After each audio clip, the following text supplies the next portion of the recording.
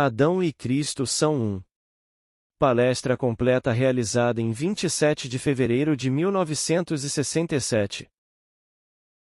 Se eu conseguir fazer com que você use sua imaginação fora do limite de seus sentidos, terei sucesso. Pois eu lhe digo que todo o vasto mundo em que vivemos é todo imaginação, todo Deus, nada além de Deus. Então, esta noite nos voltamos para um dos mistérios das Escrituras, pois as Escrituras do começo ao fim são um mistério. Paulo declarou em sua carta a Timóteo: grande, confessamos, é o mistério da nossa religião. 1 Timóteo 3 versículo 16. O homem pensa que é uma simples história secular. Portanto, voltemos-nos a um pensamento expresso por Paulo. Porque, assim como todos os homens morrem em Adão, assim também todos serão vivificados em Cristo. Mas cada um na sua ordem. 1 Coríntios 15 versículo 22. Adão é a raça humana e todos os seus descendentes estão nele, e todos são mortais.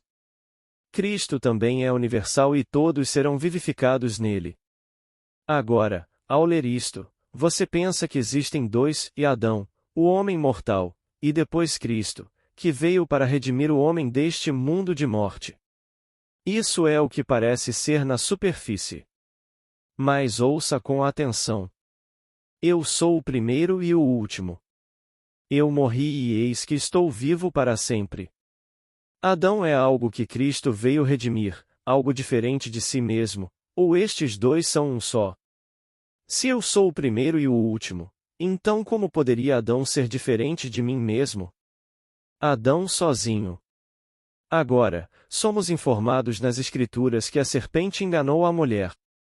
Enganar alguém é enganá-lo, mentir. A serpente mentiu. Estas são as suas palavras.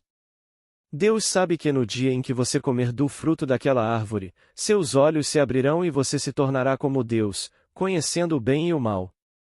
Gênesis 3 versículo 5. Isso era mentira? Pois bem, leia as palavras no mesmo capítulo 3 de Gênesis, agora versículo 22. E disse o Senhor Deus, e eis que o homem se tornou como um de nós, conhecendo o bem e o mal. Estas são as palavras do Senhor Deus. A serpente disse exatamente estas palavras no início do capítulo, confirmadas agora no final pela palavra de Deus. Então quem é a serpente? Não li uma exegese, nenhum comentário, nenhum trabalho acadêmico sobre este capítulo, mas o que eles tratam como algum mito antigo peculiar, quando as mentes primitivas dos homens não conseguiam mais entender. Digo-vos que é verdade do princípio ao fim, mas estes comentários e as grandes obras acadêmicas foram escritos por homens que nunca tiveram visão. Eles não sabem. Pois bem, quem é a serpente? Bem, a serpente falou a verdade. Bem, quem é a verdade nas Escrituras? Ele disse: eu sou a verdade. Tua palavra é a verdade. Deus se declara a verdade. Ele não enganou, ele está prevendo. Bem, o que é a serpente? A serpente significa não apenas sussurrar, mas prognosticar e depois aprender pela experiência. Eu lhe digo o que vai acontecer e você aprende pela experiência. E por olhar com os olhos bem abertos como se algo fosse notável. Então eu lhe conto a história e seu fim, pois o fim dá sentido a tudo o que acontece antes. Então vou te contar o fim, e o fim é que vou ressuscitar você, que sou eu mesmo, pois não existe outro. Ouça as palavras. Porque se fomos unidos com ele, ou seja, Jesus Cristo, numa morte como a dele, certamente seremos unidos com ele numa ressurreição como a dele. Romanos 6 versículo 5. Portanto, se agora estou unido na morte, estarei unido na ressurreição. Bem, quem morreu? Ele disse, e Adão morreu e todos morreram nele. Adão é algo separado? Eu digo não, só existe Deus. Não há nada além de Deus. Todo o plano é o plano de Deus, um plano deliberado, para uma expansão do seu próprio poder criativo. Você e eu somos seu poder criativo, e o poder criativo de Deus não pode ser separado de Deus. Se eu conseguir fazer com que você use sua imaginação, que é o poder criativo de Deus, que é Jesus Cristo das Escrituras, então terei conseguido. Se eu pudesse fazer com que você ouvisse atentamente essas histórias fantásticas e elas seriam todas verdadeiras. Cada um é verdadeiro e o simbolismo é verdadeiro.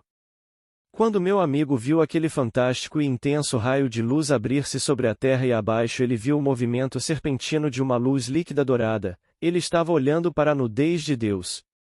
Ele estava vendo as partes criativas de Deus, que são as suas próprias partes criativas, simbolizadas desta maneira e ainda assim verdadeiras, que é toda a sua maravilhosa imaginação humana.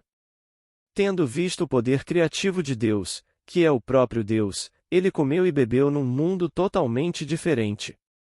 Então ele viu o simbolismo que se seguiria e a descoberta da criança, algo que nasceu de forma diferente.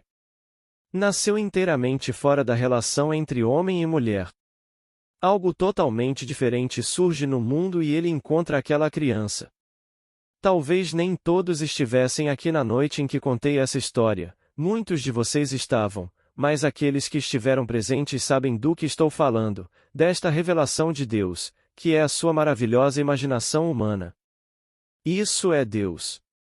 Não há nada além de Deus, portanto, não há nada além de sua maravilhosa imaginação humana. Portanto, não existe um pequeno Adão que cometeu o pecado e, portanto, você e eu, através das gerações, devemos sofrer como resultado do seu chamado pecado. Pecado de quê? Todos eles atribuem isso ao sexo. Bem, agora ouça o primeiro mandamento de Deus ao homem. Multiplique-se e encha a terra. Como eu poderia multiplicar e encher a terra com a minha própria imagem se não conhecesse uma mulher? O primeiro mandamento de Deus ao homem, e multiplicar e encher a terra. E eles disseram que isso é uma desobediência. Essa é a ordem de Deus, não é? Então, onde está essa chamada serpente? Posso dizer que é um símbolo verdadeiro. Eles diziam o antigo pensamento primitivo do homem quando ele não entendia e não conseguia racionalizar. Não tem nada a ver com isso. É verdade. É o poder serpentino do homem. E é o poder serpentino, chamado. Em um capítulo é chamado de serpente, em outro é chamado de peixe. E o peixe? O que é o peixe? Por definição, é aquilo que se contorce ou se move por uma ação vibratória. É assim que se chama o peixe. Aquele que se move por ação vibratória.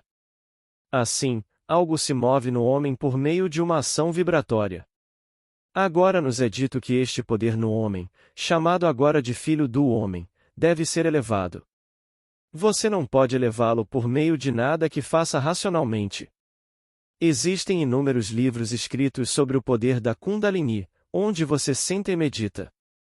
Você poderia sentar e meditar para sempre. Você poderia ser o vegetariano dos vegetarianos. Você poderia passar por cima de todas as formigas e não matar nada que pudesse ver com o olho mortal.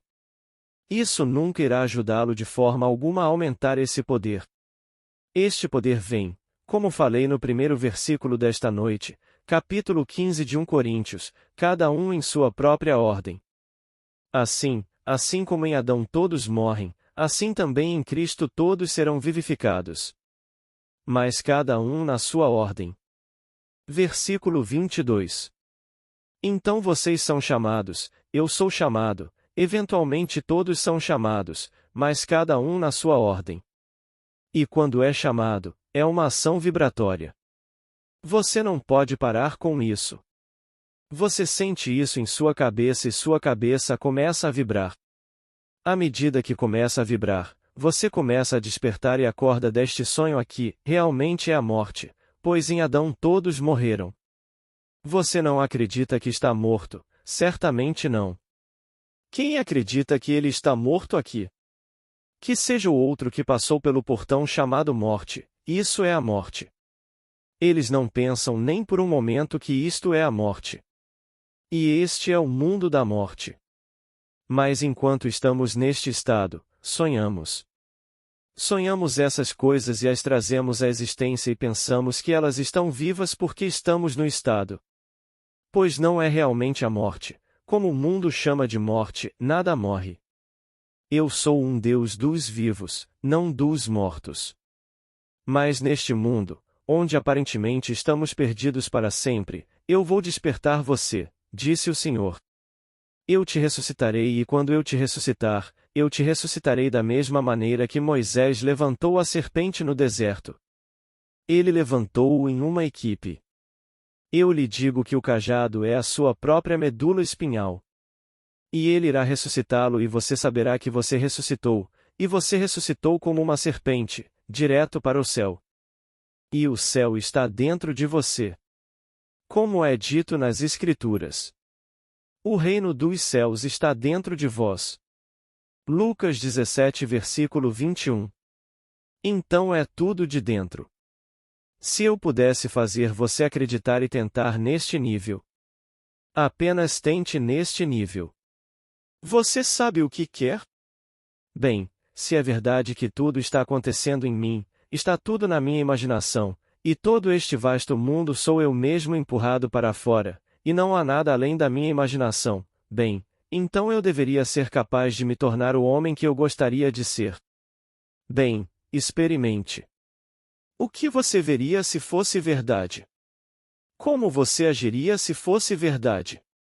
Não tente agir externamente, tente agir apenas na imaginação, pois isso é criatividade, essa é a causa de tudo. Como seria se fosse verdade? Tudo em sua maravilhosa imaginação humana age dessa maneira, como se fosse verdade. Se você agir como se fosse verdade e acreditar na realidade do seu próprio ato imaginal interno, ele se exteriorizará.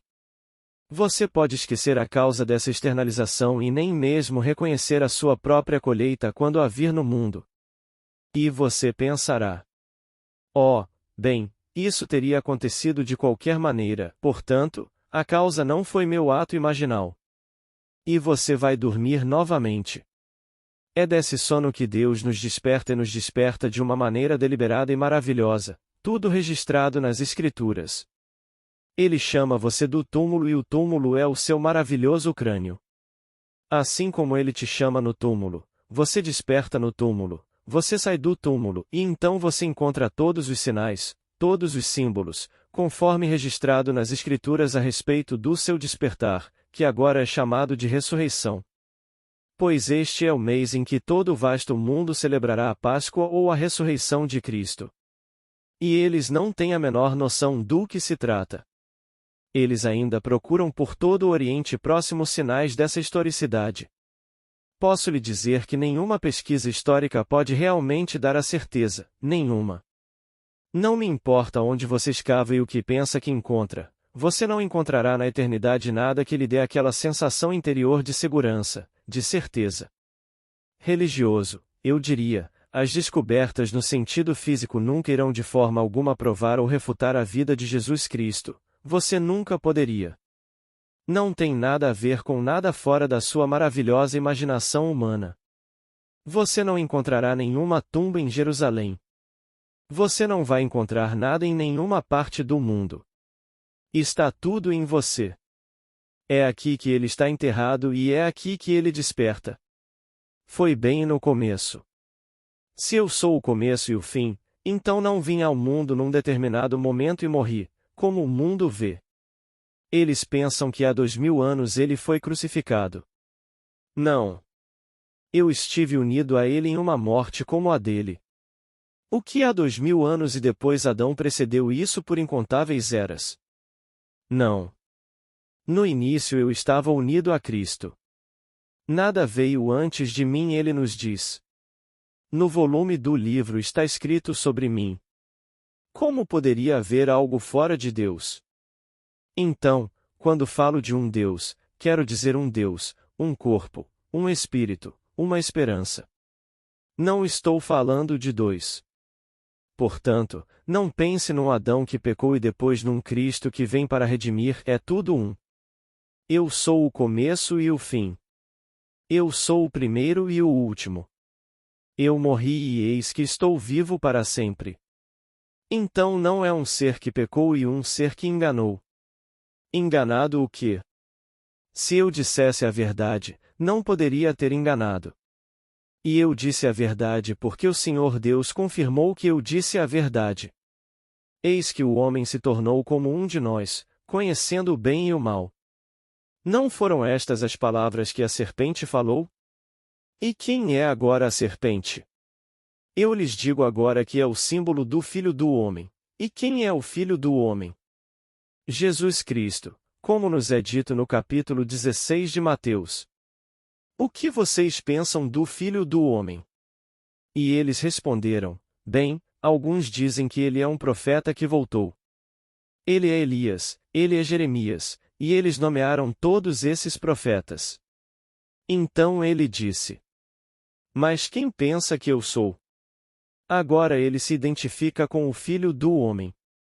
Ele primeiro pergunta: quem é o Filho do Homem? E eles responderam: mas quem você pensa que eu sou?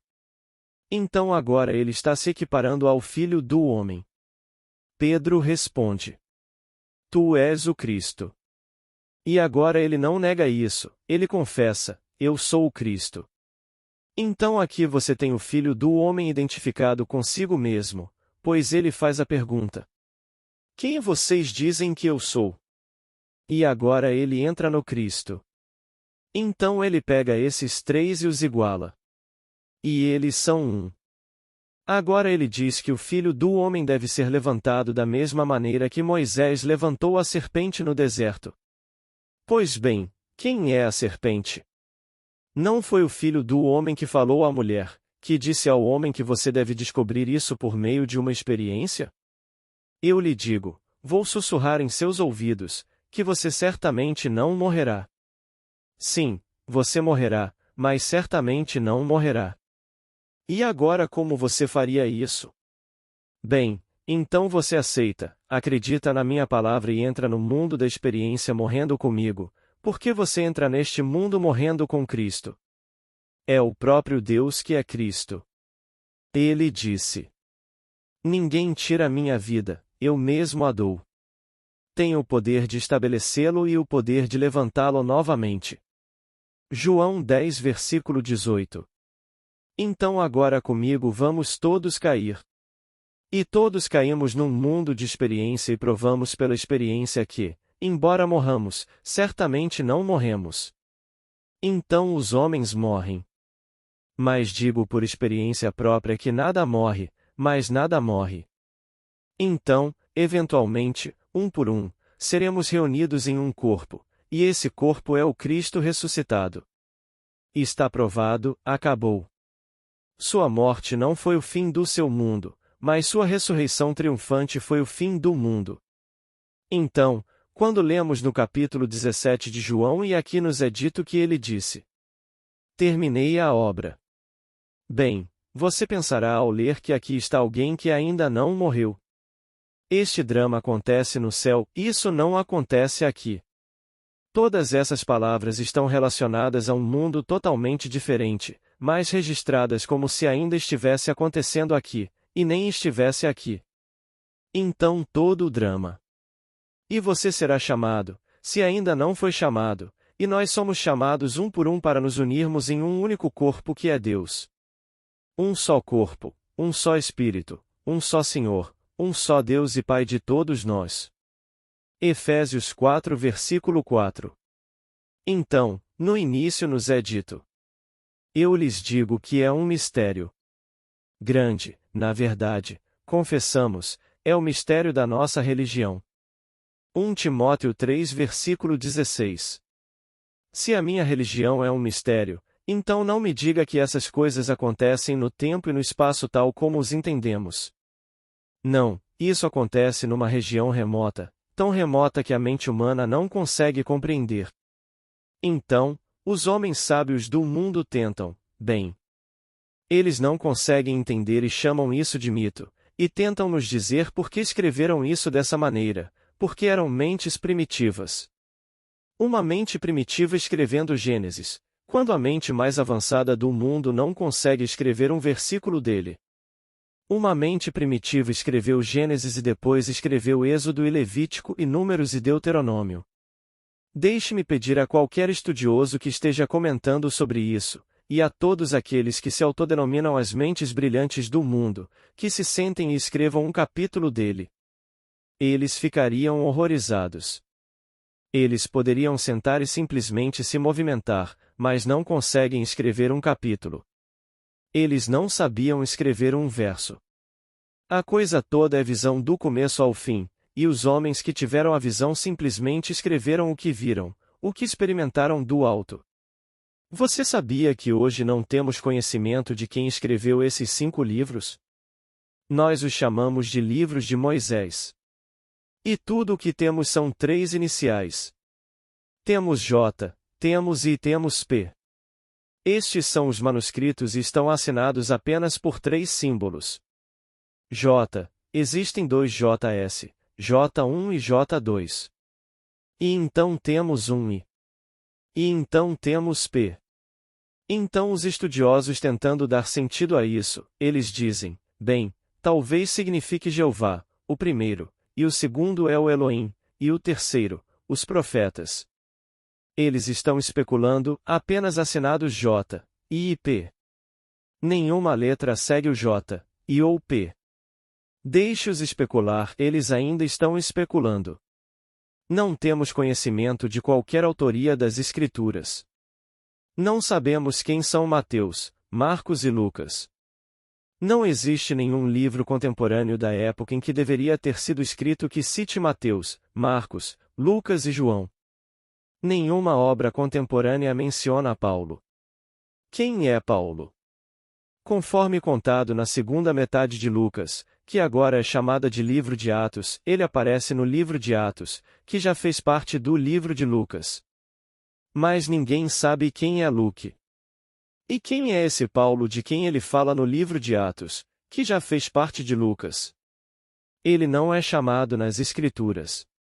Ele é mencionado como um instrumento do Senhor, mas não como um instrumento escolhido, como você será escolhido, como eu fui escolhido e outros que sei que foram escolhidos. Mas todos aqui que conheço que são pessoas serão escolhidos, pois cada um será chamado em sua própria ordem. Portanto, não sabemos quem era Paulo. Ele não é mencionado em nada fora das Escrituras. E ainda assim temos igrejas dedicando estruturas a ele falando desta igreja é a igreja de São Paulo, e de São Paulo esta, e eles não conhecem nenhum São Paulo. E nós temos e São Mateus e todas essas coisas, e eles não conhecem Mateus, Marcos, Lucas e João. Nomes anônimos. Então eu digo, se eu pudesse fazer com que você meditasse comigo sobre esse fantástico mistério, isso o estimularia quando você entrar no mundo de César e então você perceberia quem você realmente é. Então as pessoas não vão te assustar. Você quer um emprego melhor? Você se atreve a presumir que o possui e não pede a ninguém para ajudá-lo, que você o possui. Você quer ser diferente do que parece ser e ousa assumir que é isso, e caminha nessa luz porque agora sabe quem você é, andando nesta luz você está simplesmente exercendo o poder criativo de Deus. Esse é o único propósito para se tornar homem. Deus desceu e tomou sobre si as limitações do homem. Posso lhe dizer que o homem não apenas foi, mas é e será para sempre parte da estrutura eterna do universo. Então você desceu e assumiu a limitação de parte da estrutura do universo chamada homem. Então você se levanta disso. Você é Cristo. No estado em que você desafia que você poderia vir e assumir o estado chamado morte, e vencer a morte, e ressuscitar dela. Você insiste nisso. Eles sobem na plataforma e te dão um papinho. E daí? Se você frequenta qualquer escola dominical, você consegue isso. Na verdade, vá a qualquer igreja e compre. Entre nas manhãs de domingo e ouça toda a conversa, tudo bem. Cante os lindos hinos que fazem você dormir profundamente, tudo sobre o bem e o mal. E você pode tentar sempre ser bom. Você nunca será tão bom a ponto de ser despertado por causa da sua bondade. Você está acordado em sua própria boa ordem. A noite em que você acordou pode ser a mesma noite em que você ficou tão embriagado que não conseguiu encontrar o caminho de casa. Não tem nada a ver com você beber ou não beber. Não tem nada a ver com você comer carne ou não comer carne, ou qualquer coisa que você tenha feito neste mundo. Você veio a este mundo para saber o que? Exatamente sobre o que eles estão falando, o bem e o mal. E todo bem e todo mal não lhe darão de forma alguma a vida eterna. Ouça as palavras. E esta é a vida eterna: conhecer a ti, o único Deus verdadeiro. Qual Deus? Ele está falando agora do Pai. Este é o capítulo 17 de João, você lê isso no versículo 3. Portanto, conhecer o Pai é a única vida eterna. Você poderia ser tão bom que não serviria para nada, e isso não o ajudaria de forma alguma a entrar no céu. Não estou dizendo para sair e se tornar um demônio, não estou sugerindo isso de forma alguma. Acho mais fácil ser gentil do que não ser. Acho mais fácil ser o que o mundo chama de bom do que não ser. Acho mais fácil viver comigo mesmo sendo isso. Mas não pense nem por um momento que estou adquirindo mérito ao acrescentar bondade. Oh não! Quando for necessário gritar com alguém, grite. Isso faz parte do mundo em que vivemos. Quando for necessário bater na cabeça de alguém porque ele acabou de pegar algo pelo qual não pagou, bata na cabeça dele. Quem te disse que isso não está certo? Este é um mundo de bem e mal e jogue-o plenamente. Só sei por experiência própria que acho mais fácil ser gentil do que não ser. Mas não seja tolo e pense, bem, agora, algum ser no espaço sideral está me observando e, portanto, devo agora, apesar do que vejo, devo agora ser um tolo e ser bom como o mundo chama de bom e agora me selar na falência. Não, você joga completamente. Jogue bem um jogo. Mas use a sua imaginação, isso é o importante neste mundo. Como seria se fosse verdade que sou o homem que gostaria de ser? Como seria se fosse verdade? Bem, ouso andar nesse estado como se fosse verdade? Se eu me atrever a andar como se isso fosse verdade, posso lhe dizer, isso se tornará verdade, pois todo este vasto mundo foi simplesmente criado dessa forma. Lei chama uma coisa que não é vista como se fosse vista e o invisível se torna visto. Isso é o que me é dito no capítulo 4 de Romanos. Ele chama as coisas não vistas como se fossem vistas e o invisível se torna visto. Agora me é dito em Efésios: sede imitadores de Deus, como filhos amados. Efésios 5 versículo 1. Foi assim que ele fez? Pois bem, imite-o. E começo a imitá-lo.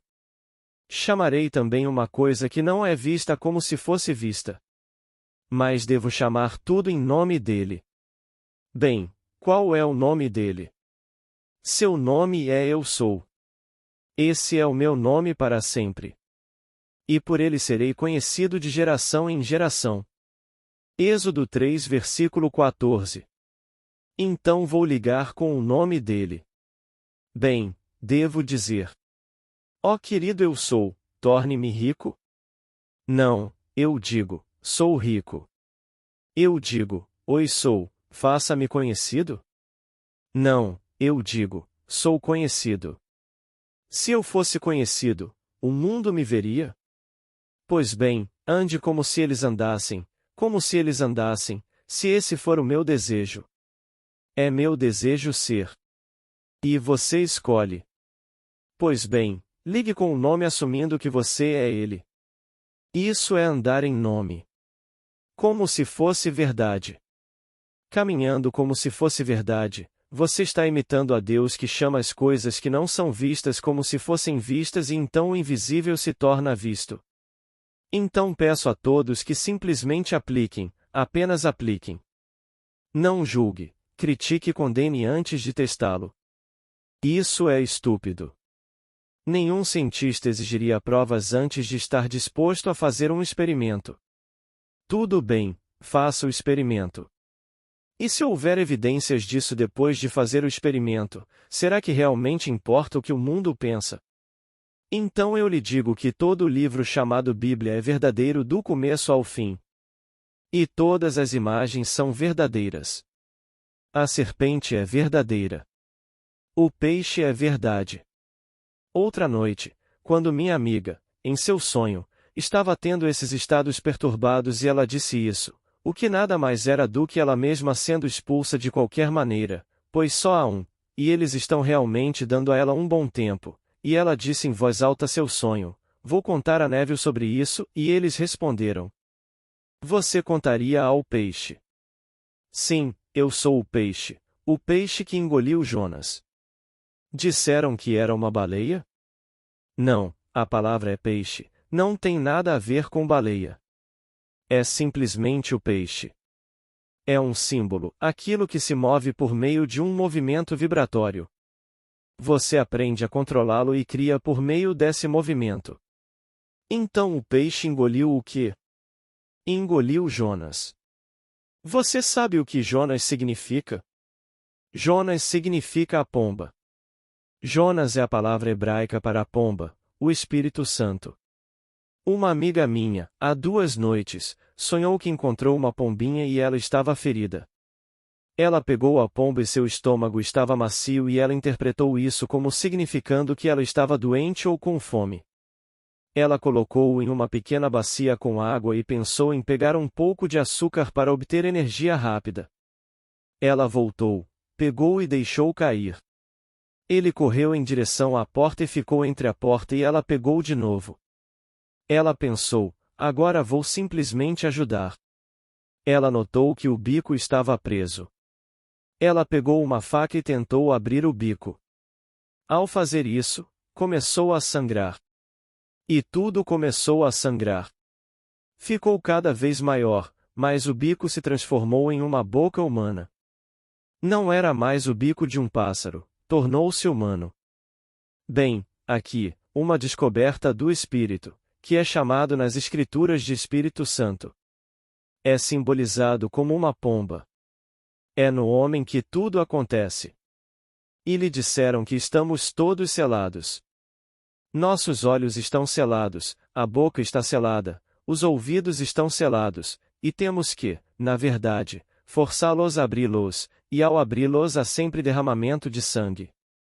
E não há remissão de pecados sem derramamento de sangue. Tudo lindo simbolismo. Ela encontrou o Espírito do Espírito Santo, que é a sua maravilhosa imaginação, que agora conduzirá a todo o conhecimento. Pois ele agora se torna vivo dentro dela. Ele a guiará. Não sem derramamento de sangue, não sem lágrimas, não sem dor.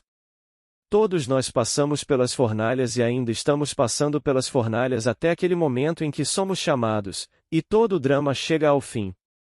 Mas ninguém se perderá. Que ninguém lhe diga que ele, seja Stalin ou Hitler, está além da redenção. E esqueça. Todos serão redimidos, mas todos. E todos eles desempenham o seu papel. Deus fez tudo para o seu propósito, até os ímpios para o dia da angústia. Então não deixe ninguém lhe dizer que ele não fez o mal. Você quer ler? Leia no capítulo 16 de Provérbios. Ele fez tudo conforme o seu propósito, até o ímpio para o dia da angústia. Versículo 4. O homem não vai acreditar. Ele acha que Deus não fez isso.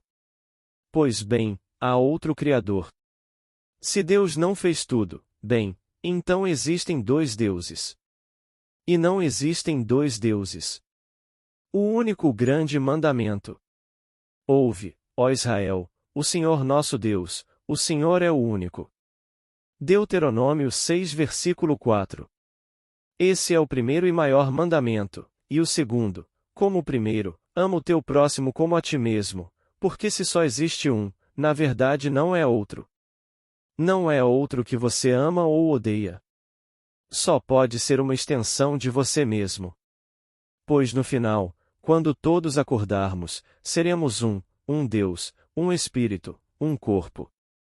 Portanto, dou-lhe um segundo mandamento: ame o seu próximo como a si mesmo. Pois, realmente, no final descobrimos que ele é você mesmo e nunca houve outro. Então aqui, ele disse: porque assim como em Adão todos morrem. Bem, Adão, posso lhe dizer, é Cristo. Pois, eu sou o primeiro e o último. Se sou a ressurreição, também sou a morte. Pois, se fomos unidos com ele em uma morte como a dele, certamente seremos unidos com ele em uma ressurreição como a sua. Romanos 6 versículo 5. E assim, eu sou o começo e o fim, o primeiro e o último, o alfa e o ômega. Não há dois. Não há lugar no mundo de Deus para outro, só existe Deus. Então todos nós descemos ao mundo da morte em Deus, e então ficamos fragmentados e olhamos para um mundo. Vemos outros e pensamos que existem outros. E não há outro. A primeira morte registrada nas Escrituras é a de um irmão. E Caim matou Abel. Isso é matar um irmão. Não pode ser outro. O último será um irmão. E no final, todos acordarão deste sonho, deste fantástico pesadelo, para descobrir que nunca morremos realmente, nunca nascemos, exceto no nosso sonho, nunca. Então, esta noite, eu lhes digo que é prático. Pode parecer pouco prático. Tente você. Pense nisso, ao sair, pense no que eu lhe disse. Enquanto isso, aceite um desafio no mundo de César e ouse assumir que você é agora o que gostaria de ser e caminhe como se fosse. Desafio. E então, eu sei por experiência própria que você se tornará isso. Você deve se lembrar das minhas palavras esta noite de que Adão deveria ter sido o pecador que nos fez cair neste mundo, pois nele todos morrem. Então somos todos descendentes de Adão e todos somos. E você pensa que separa isso de Cristo que veio então para nos salvar do que Adão tinha feito? Adão não teve escolha, absolutamente nenhuma. Só existe Deus que é causa, não há outra causa. Nenhum Adão causou nada. A estrutura do universo está morta. Um dia você verá. Você entrará em um mundo, em uma sala como esta, e verá coisas, e no minuto em que olhar para elas saberá que poderia parar algo em você e se ao menos pudesse detê-lo, tudo ficaria parado. Você faz, e todos eles ficam parados. Aqueles que um segundo antes estavam tão animados, tão vivos e tão independentes da sua percepção deles, e de repente todos parecem imóveis. Você olha para eles, eles estão mortos. Quero dizer morto no verdadeiro sentido da palavra, como um pedaço de mármore. Embora um segundo antes eles estivessem jantando e esperando, e os pássaros voassem, tudo estava se movendo. E de repente eles estavam mortos. Você olha para eles e vê que estão mortos. E então você libera a atividade dentro de você que permitiu que eles se movessem e, à medida que você a libera, todos eles se movem e continuam a cumprir suas intenções.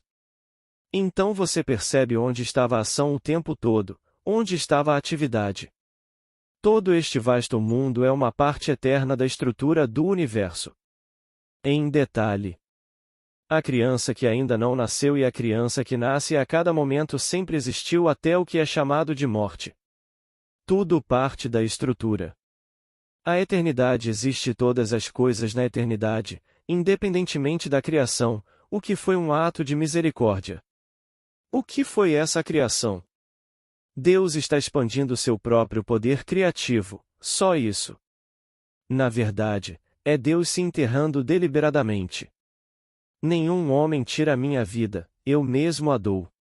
Eu tenho o poder de colocá-lo no chão e o poder de levantá-lo novamente. Enterro meu poder criativo nesta estrutura que está morta, inanimada e, ao fazê-lo, ela se torna animada e esqueço que a estou animando. Eu enlouqueço. E então luto com fantasmas até o momento em que cumpro minha intenção, que era criar algo maior do que era antes de minha descida nele. Quando realmente faço isso, eu me liberto e chamo isso de ressurreição. Eu voltei para mim mesmo, fora do mundo da morte. E então encontrarei exatamente o meio pelo qual saberei que fiz isso, e me descobrirei como o Pai. Assim, todos passarão por toda a imagem. Então, esta noite, você simplesmente sai pensando nisso. Você não vai se lembrar disso em detalhes esta noite, porque está em conflito com o que todos na escola dominical aprenderam. Eu sei que nunca aprendi isso na escola dominical. Eu sei que nunca ouvi isso no colo da minha mãe. Nunca li isso em um livro. Eu experimentei isso e estou contando o que experimentei. Não estou lhe contando nada que seja boato, é tudo o que sei por experiência. Então deixe-os contar as histórias da serpente, deixe-os contar todas essas coisas.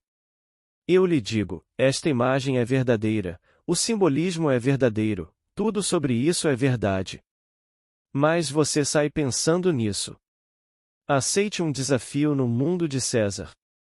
E depois compartilhe comigo suas experiências.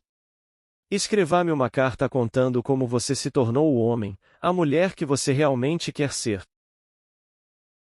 Agora, vamos entrar no silêncio. É segunda e sexta-feira, com exceção de uma sexta-feira, que é 17 de março. Se você não consegue se lembrar disso, há um pequeno programa na porta. Por favor, pegue. Existem muitos deles, pegue ou dê a um amigo, se você tiver um. Mas esta é a sequência de agora em diante, segunda, sexta, até. Então só temos 2 meses. Presumo que isso nos dará, talvez 16 ou 17 palestras. Então fecharemos por 3 meses. Enquanto isso, você aplica isso. Não custa nada aplicá-lo, basta aplicá-lo. Exatamente o que você é. Se você veio aqui fugindo da polícia, não faz diferença para mim. Não estou convidando você a fazer isso, mas se você fez isso, ainda não estou questionando você de forma alguma. Não fui enviado a este mundo para julgar você. Não tenho nenhum julgamento sobre o homem. Apenas para dizer ao homem quem ele é, e todo filho nascido de mulher é Deus. Quer ele seja negro como as de espadas ou a criança loira de olhos azuis que nasceu no norte do mundo, ele ainda é filho de Deus. Todos são filhos de Deus. E ninguém, em última análise, será maior do que nós, pois no final, no fim último, está Deus. Não pode ser maior que Deus. Todos se movem para Deus. É tudo Deus. Agora alguma pergunta, por favor? Pergunta. Se houver um tigre nos sonhos, o tigre tem algum significado simbólico? Resposta. Sim, meu querido. Cada animal no mundo tem um significado. Mas porque Deus é a única realidade, você descobrirá que em certas partes do mundo isso foi chamado de poder criativo de Deus. O tigre era um e ainda é, o leão era, o elefante. Na África seria o leão, em partes da Índia seria o tigre. E então, o tigre é, como todos estes. Uma noite, encontrei-me no topo de uma escada.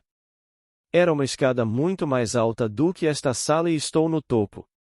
No fundo noto leões e tigres e todos os animais da floresta, os animais selvagens e eles estavam com raiva. Quero dizer, eles estavam rosnando e com muita raiva. Fiquei um pouco inquieto, pois estava sozinho, não havia ninguém além de mim e dos animais da floresta. E então percebi onde estava. Tudo isso está acontecendo em mim. Percebi que não é neste mundo de César que estou realmente vivenciando isso. Então perdi meu medo. À medida que perdi o medo, todos eles ficaram como gatinhos domesticados, todos eles. E aí, mais do que isso, percebi agora que estava e parei minha própria atividade, alguma atividade que você sente na cabeça. Quando prendi, todos ficaram imóveis e viraram pedra. Desci aquela escada e eles estavam mortos como pedra. Então eu liberei isso dentro de mim e todos eles se tornaram novamente seres animados. Mas cada um simbolizava em mim um poder emocional. Não posso olhar para o tigre e não ver nele um poder tremendo. Pergunta.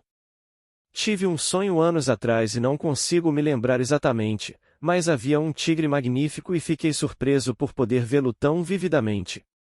Era um tigre enorme, enorme e magnífico, e saiu da minha casa para o meu quintal e estava andando por aí. Fiquei um pouco apavorado com isso e a sensação que tive foi de estar fora. Então o sonho se repetiu. O tigre nunca me machucou nem nada, e o tigre me viu. Resposta. Bem, minha querida, eu não gostaria de aproveitar esse tempo para analisar esse sonho para você, mas diria que você viu seu poder criativo personificado em sua quase nudez. Pois um animal não tem vergonha de sua nudez. Você não coloca fraldas neles. Não os escondemos numa certa idade, apenas deixamos que se exponham, embora algumas sociedades se formem para lhes vestir roupas, porque não deveriam expor-se desta forma. Mas o mundo animal é simplesmente a nudez de Deus. Ninguém acha errado quando um cachorro se expressa na calçada. Eles estavam apenas pensando que não é culpa do cachorro, mas sim do dono e não do meio-fio. Mas não achamos errado quando realiza o ato sexual aos olhos de homens e mulheres. Não consideramos isso uma coisa errada. Pois aqui a nudez é revelada, Deus é revelado, quando vemos o mundo animal. Então, o que é mais poderoso do que o ritmo do tigre? Então você viu o poder criativo em sua naturalidade, que é o seu próprio poder criativo, e disso você não teve vergonha, nem teve medo. Portanto, todo o vasto mundo, o mundo animal, é o poder criativo de Deus. Pergunta. As pessoas que sofrem de certas circunstâncias mentais têm uma imaginação muito vívida e também sentem que são certas coisas e imaginam que são certas coisas, mas essas coisas não se manifestam. Resposta. Bem, eu realmente não os encontrei a ponto de podermos conversar sobre isso. Por exemplo, meu irmão, que acabou de partir deste mundo, foi médico-chefe da instituição para doentes mentais em Barbados por cerca de 15 anos, e quando eu voltava para casa para passar algumas férias, sempre o visitava no hospital. Hospital. Um dia em questão eu passei pelas enfermarias e esse homem estava parado aqui com a mão no bolso, assim. Eles estavam todos fazendo fila para me encontrar. Meu irmão disse-lhes que um médico de Nova York viria vê-los. Ele não disse a eles que eu era seu irmão. Eles não teriam tido o mesmo sentimento em relação a um visitante menos importante. Mas ele disse que um médico do hospital em Nova York viria fazer uma visita. Bom, ele tinha todos alinhados e esse aqui estava assim, só ereto, com a mão aqui. Meu irmão me apresentou a ele como Napoleão, e Napoleão me cumprimentou. Eu era médico, se esqueci qual era o nome. Dr. Brown. Doutor alguma coisa da cidade de Nova York. Napoleão cumprimentou o grande médico da cidade de Nova York. Enquanto passávamos. Não estávamos a mais de 1,80 m ou 2 metros de distância. Meu irmão, assim, se virou e disse: Ah, Henry.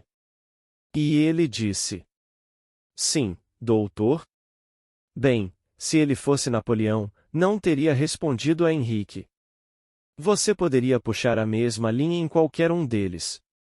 Se estou fugindo do mundo porque cometi um crime e você me encontra nas ruas de Xangai e estou barbeado ou deixei crescer a barba e fiz de tudo para me disfarçar, e estou andando pensando que estou disfarçado e alguém atrás de mim diz: Esse é o Neville, eu diria assim.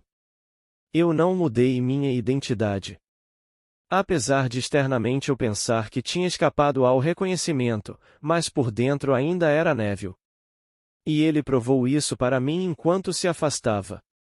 Ele não estava mais do que eu diria 2 ou 2,5 metros de Napoleão quando de repente disse: Oh, Henry. E Napoleão: Sim, doutor? Um sujeitinho simples e quieto que queria atender o médico imediatamente, ele era Henry, disfarçado. Vamos a um baile de máscaras e então Bárbara Hutton entra e está fazendo o papel de uma mendiga. Ela veste um vestido de indigente pelo qual pagou mais de 4.000 ou 5.000 dólares. Vai até a amiga e diz: faça de mim uma indigente. Então o costureiro dela faz para ela um vestido de indigente por 5.000 dólares, e ela entra e é indigente, com seus 50 ou 100 milhões de dólares bem investidos.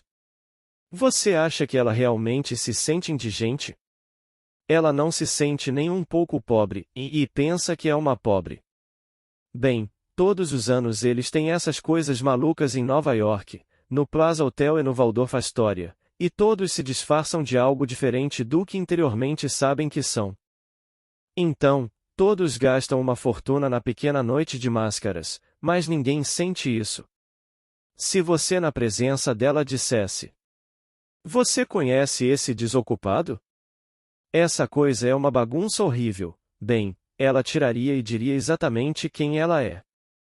Ela não suportaria, nem por um segundo, qualquer crítica ao conceito que tem de si mesma, de que é uma multimilionária.